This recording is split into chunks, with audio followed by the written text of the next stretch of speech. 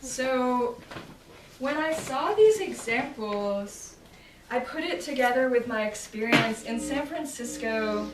I went to a lot of raging, specifically queer like booty shaking parties, where there's a lot of pelvis movement. And I also was having sex for the first time with someone that I felt like a radical equal with, who had a male body from birth, and was breathing into it. So when I put together those videos with my experiences in the queer club, and then I brought them to class, I realized that when I held my body in that artistic way, the stuff that felt bad in the articles that we were forced to read suddenly was obviously not true, or obviously a very limited amount of the story. So the last thing I'll say before getting into the theater is that Doris Lessing wrote this amazing novel in order not to go crazy called, did that shut off? Yeah. Thanks for turning it on. Called The Four-Gated City. And in an interview talking about how that brilliant piece came out of her, she said basically that she was going to go crazy because her internal experience of the world did not match what the culture told her was possible for her to be experiencing. And so she realized that she could either keep her own record straight through the novel, or she could basically just like lose her shit. So she wrote the book, and it's brilliant. So this play is about keeping my own record straight about my experience so that I would not be driven crazy by what I went through. There's a second layer that will come months from now that will be less incendiary. So if there are triggering words that come up, try to just breathe through it, leave if you have to for a minute for a breath of fresh air. But this is really for me to just keep my own experience straight. Great. So now my computer shut off, so I'm just going to call up the thing I need.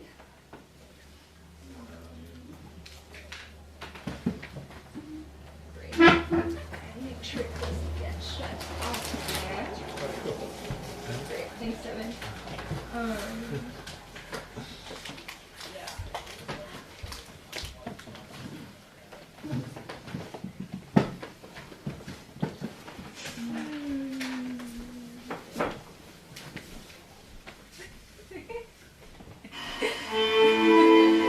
Okay, so enjoy the show, and when this song is over, can you shut it off so the next one doesn't play? Sure. Let me just make sure I know where the script is. Does anyone see it? You said it on there. You had it in your head. Right there. Oh, the one. Thank you. So just press pause and then, yeah?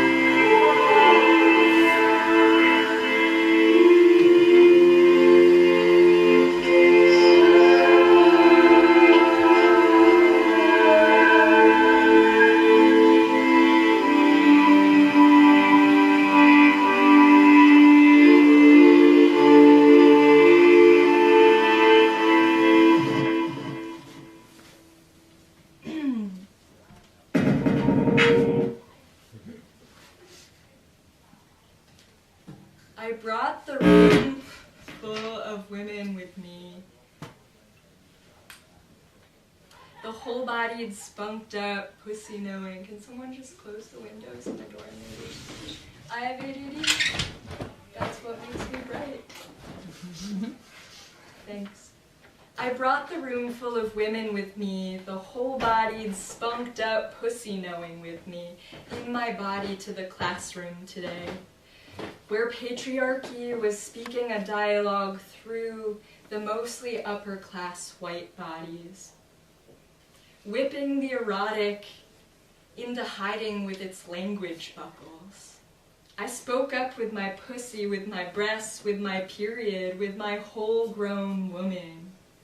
I noticed the elite's bodies respond to me with violence, and instead of backing up in self-denigrating politenesses, I named the violence and pushed forward. The stoning I received was 10 minutes long. Not a single voice of support. The bluntness of the violence that met that knowing in me was so surprising I hadn't anticipated how to defend myself. The teacher presided over and blessed the stoning like a priest with a hard-on for the violence. You see, I had humiliated his manhood earlier in the semester. He said to me, "I will fail you from therapeutic communication if you miss one class to teach a workshop. That you say it will meaningfully engage the material of my syllabus is irrelevant to me. Don't put me into an awkward position by asserting your agency to go after I've set this ultimatum." I have his decision overturned by a woman with structural authority over him. He writes me a face-saving email demanding, "Write extra papers, read extra chapters. If this happens again, I will fail you. As it is, I will lower your grade as far as the faculty gives me authority to." I can't help it. I've been dancing in raging queer clubs all week long and having radically equal sex breathing into my pelvis, snapping my fingers. So, when he writes that, I extract the oppressive linguistics of his email to point out to him the doublespeak embedded in his grammar. It's a paper trail. I hit reply, "Dear Stuart, I find it interesting that you..." "Completely empathize, support, and cannot approve your request for an excused absence." The stoning in class today is payback for challenging his authority. He waits weeks after our interaction for it to happen, throwing microaggression pebbles at me every day in class until this morning when finally he brings a topic to class that is my sister, the erotic. I can't see her stoned and not defend her. When she is stoned, I am. So I lift my skirt, run into the mob, saying what I see to the Silicon Valley group women-hating speak happening. The elites, therapists in training. It's disgusting. Later, the teacher will report to faculty meeting. "She disrupted my class with her own private issues. She was so out of control that I couldn't complete the lesson plan I prepared for the day. This makes me concerned that she isn't approvable for practicum despite her unusual intelligence." I humiliated his manhood, and he retaliated against the progression of my career. In San Francisco, they play hardball. This is one way that pussy stoning can look. The silencing of women's source of authority. I can't bring my body knowledge without expecting social violence to follow. The group will say I've asked for their rough treatment. Bringing topics like that into a scientific method space like this They'll say, it's irrelevant to talk about women's experience because what we're talking about is human development. Sexual violence, academia style.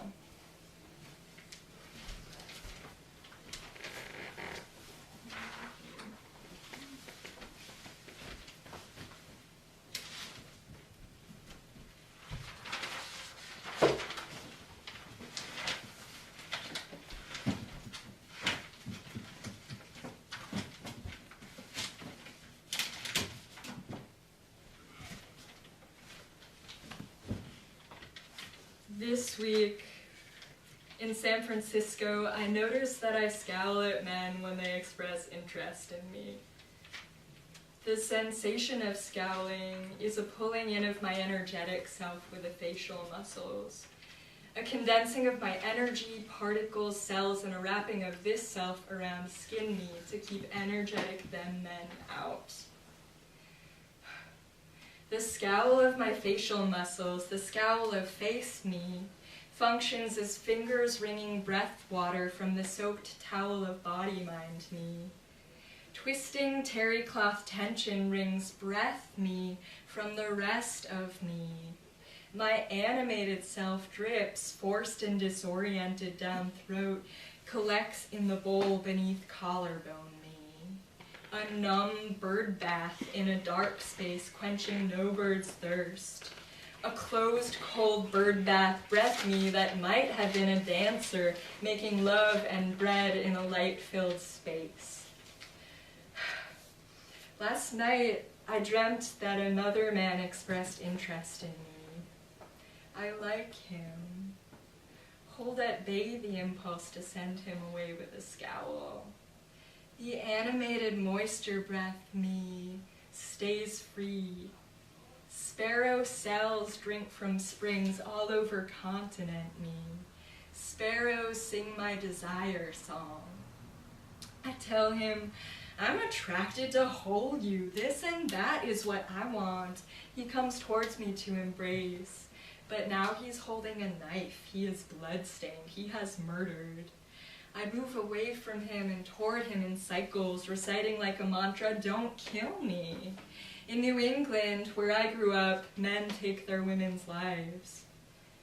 His face changes from bared teeth zombie man to integrated, humming lover back and forth. Just don't kill me, okay? In New England, men still take their women's lives away from them. The women continue to breathe, but it's shallow. Hearts continue to pulse, but fake Casio drum beats. The sparrow cells stop singing the desire song.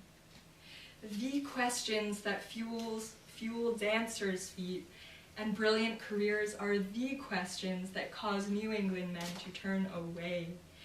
I wake from my dream, a waterfall of breath water, drowning unlit me in the numb bird bath bowl. I puncture a disoriented hole in the cold ceramic space to relieve the pressure of too much life repressed. This afternoon in San Francisco, I notice myself scowling when men express interest.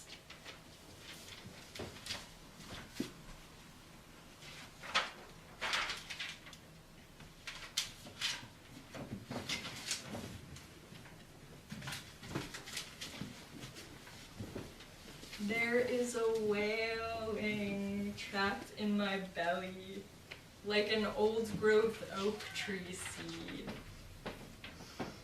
There is a man in my belly, cast in shadows. His slippery, sticky fingers keeps cold near. My sunrise womb, bright, wake the birds sing. Decades ago, gave all day inside to the moon. No light, darkness, for safe, unseen. A chance for my bound up wailing seed to escape. When she does, she'll slip down Blood River valleys into breath-heavy black dirt. Whales unraveling bigness roots, Banana curl kinetic canopy, don't fuck with me trunk that keeps time in spirals. Vibrates cellular hieroglyphs, records her own goddamn history by direct jungle touch.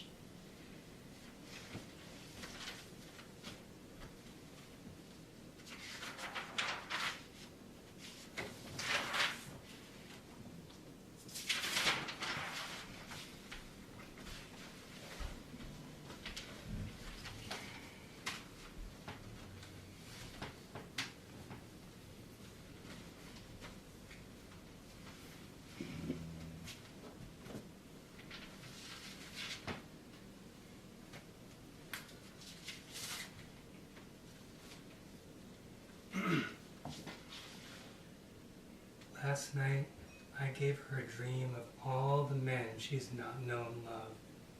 I stripped survival-colored gels from her stage-light eyes and fortified her lungs so she could breathe naked deep in ice-water ocean. The wavelength, men's fear-hatred of women.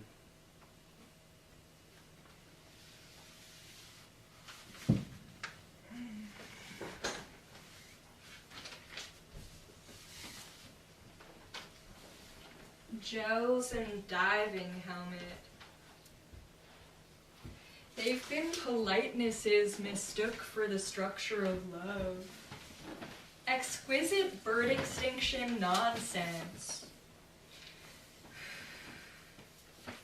I now dream seeing by bare sun, breathing men's iceberg atmosphere unaffected by the hatred radiation. Not needing politeness oxygen to move around in it. I finally treat each of the men in the mirror of how they have treated me. In the magic of this role switch, of body language, words, action, tones, I'm released to know the treatment by its name. It's cruelty obvious nonsense. Don't treat wild hearts this way.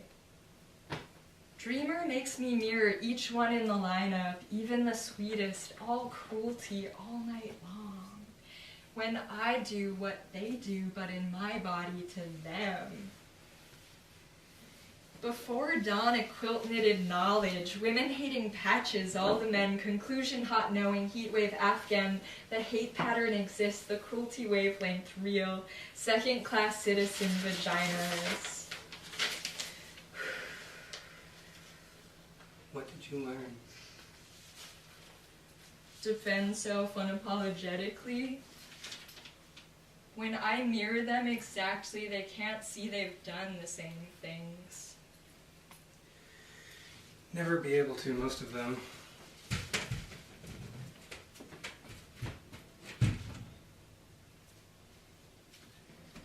Remember what you've seen. Be a motherfucking Viking queen, girl. Will I become the rage fire? Girl, the rage by far is not what you are. It's a gate you will walk through. To recognize grown men when they come. It's a gate you walk through to recognize love.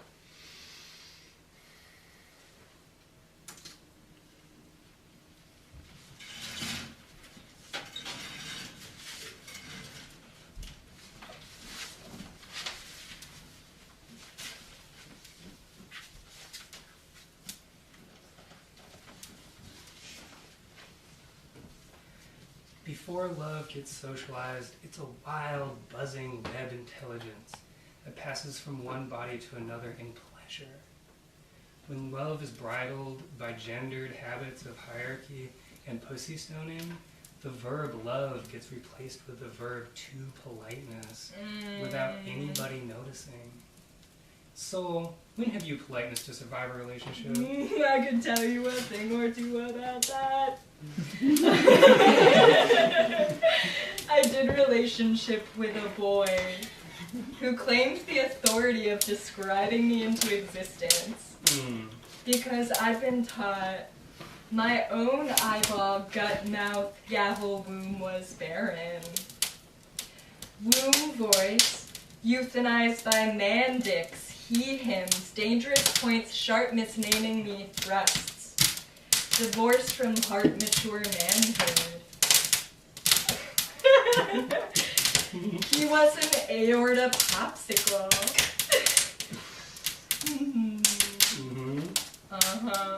Carrot dick snowman, furnace brained boss bullshit, riding iceberg limbs. That wasn't love. No. Why did you politeness him? I politenessed him to be named. Forgive yourself. Don't tell me what to do. Okay, I forgive myself. Tell me more. I did relationship with a blonde, tall, big boy who had the power to do anything he wanted without reprimand. Because I'd been taught that I hadn't the right to do anything protected from the reprimand of raped boundary. Why did you politeness with him? I politenessed him to know freedom and influence. I see. Tell me more. I did relationship with a boy becoming a man who wanted good things for women but wasn't. Who listened at his heart heights but shouted ears plugged at his brain rights. I politenessed him to believe in heart heights, to believe in the possibility of a grown man.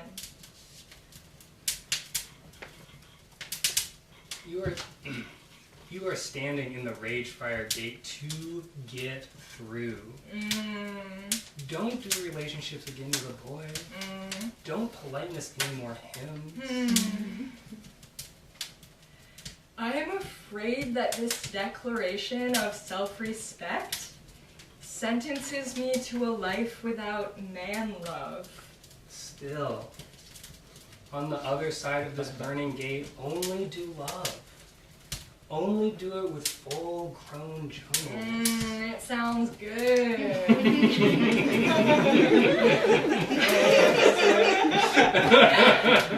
But what's the fucking difference between a boy and a full-grown jungle? Try. A full-grown jungle means... Dang. Full-grown The jungle. house is not on fire. Maybe a full-grown jungle means their heart, brain, connected to, this is good, music, vibrating heat wave breeze, breath wet limbs. A grown jungle breathes with their whole goddamn body.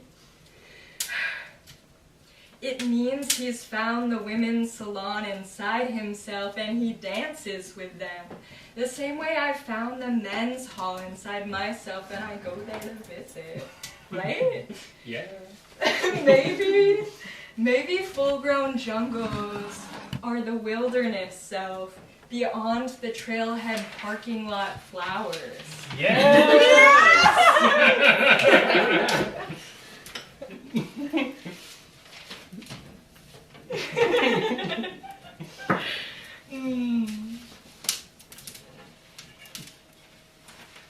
Also, on the other side of this burning gate is a responsibility to uphold the threshold of self-expectation. That love is a fundamental resonance of constitutional right to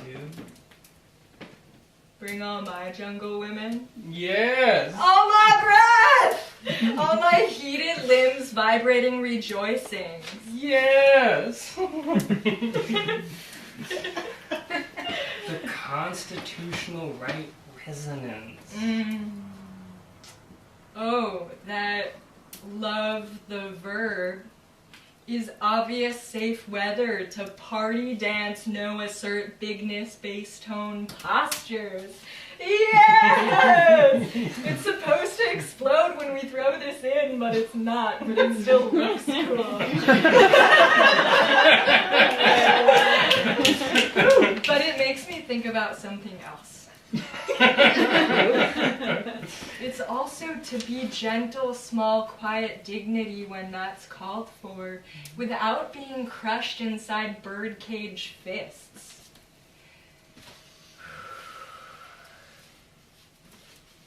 Yes.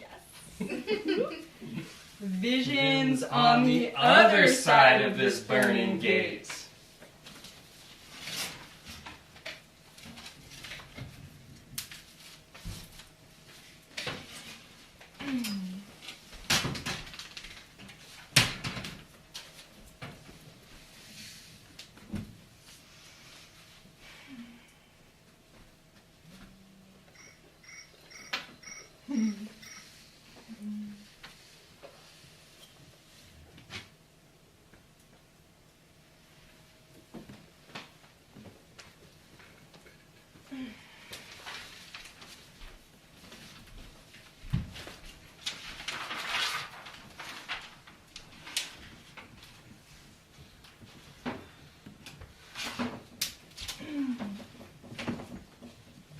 This isn't gonna stay up.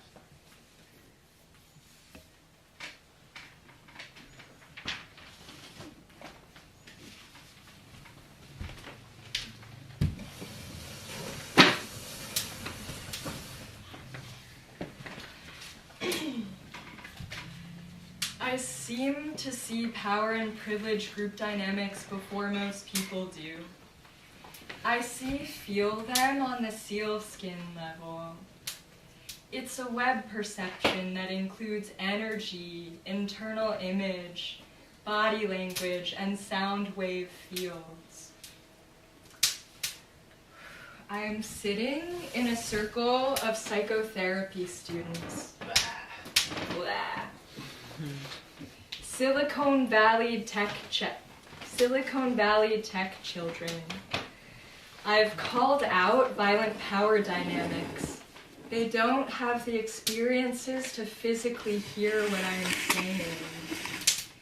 They reframe the energy of the room with verbal bricks produced only above the neck. I want to dare them, get inside your goddamn bodies and say that to me.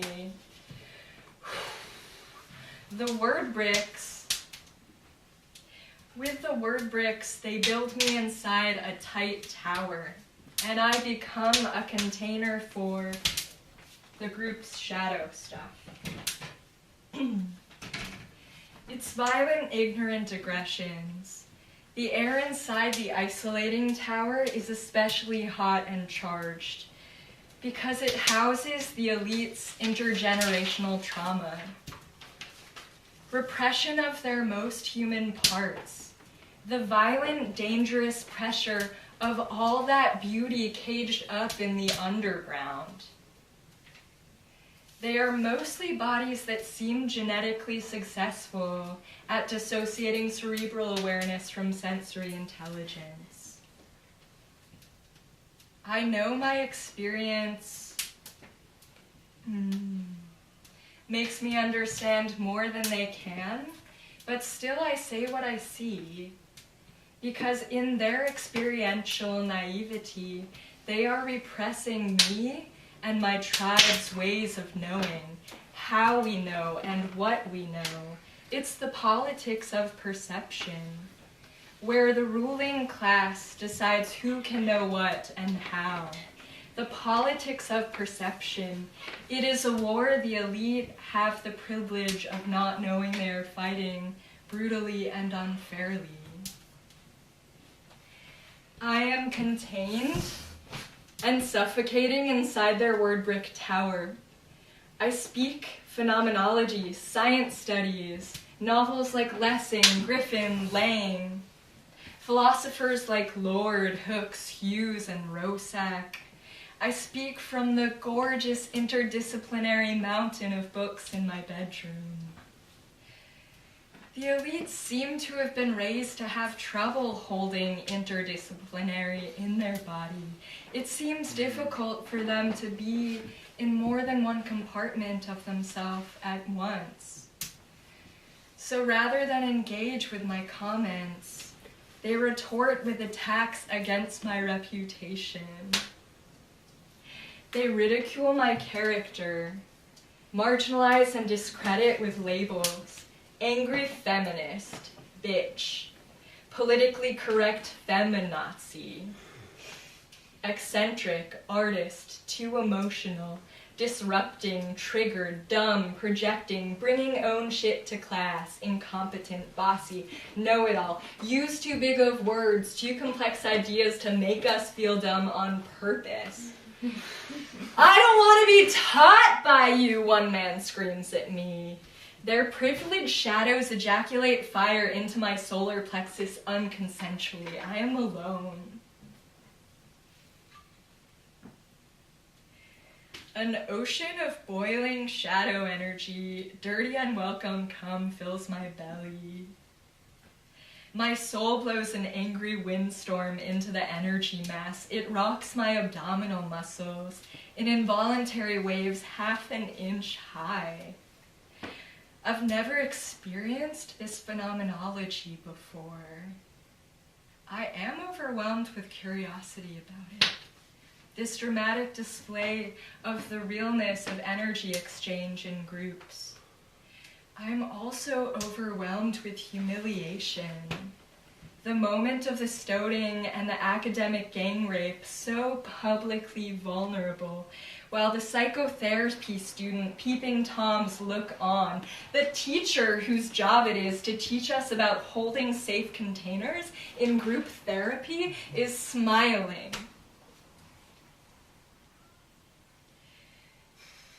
The experience raging in my body-mind could go anywhere. I can't plan ahead to manage my safety with the group. I don't know what will happen inside. I breathe into it experimentally, feel into my nervous system, pull together my awarenesses from all the levels and release them to knit themselves. While this is happening, I'm still engaging verbally with the group. I speak with clarity and dignity and specificity to the phenomenology of the room. The elite feel something about their violence through the way my energy changes the room this last time that I speak. I am nearly breaking, but still not apologizing. Tear water hovers noticeably in my face. The energy changer in the room finally is the recklessness of my wolf woman with her truth through unflinching love vulnerability, claws perched to attack if need be, to defend my courage syrup raw soul. The upper-class white male teacher and Silicon Valley kid slink energetically from me and dribble to an unapologetic, baffled silence. That leaves me still marginalized in the tower.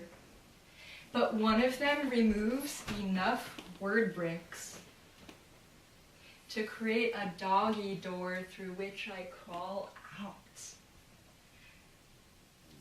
The posture of this resolution is framed to make me feel humiliated. And I do.